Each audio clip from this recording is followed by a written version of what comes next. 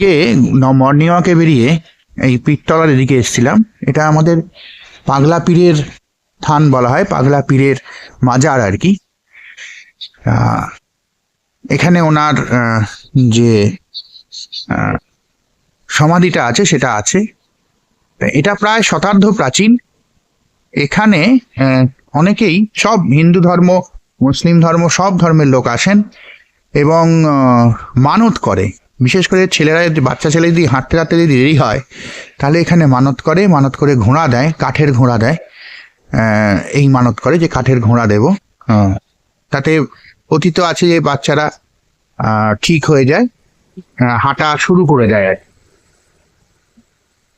এই দেখুন, এখানে এখনো দুটো স্তম্ভে এমনি সিমেন্টের ঘোড়া করা আছে, কিন্তু এখানে কাঠের ঘোড়া দেয় আর কি। সব ধর্মের মানুষ এখানে আসে এবং এটা একটা হেরিটেজ প্রপার্টি। হ্যাঁ, পাগলা পীরের মাজার।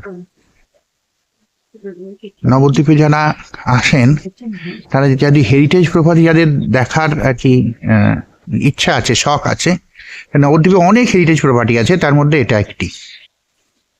তার মধ্যে আমাদের পাড়ায় আমি দেখিয়েছি আগে আমার ভিডিওতে যে আগমেশ্বরী মন্দিরও একটি হেরিটেজ প্রপার্টি। বিষ্ণুপ্রিয়া মন্দির তো হেরিটেজ প্রপার্টি বটেই। ঘোড়ামাতলা হেরিটেজ প্রপার্টি, এগুলো সব হেরিটেজ প্রপার্টি।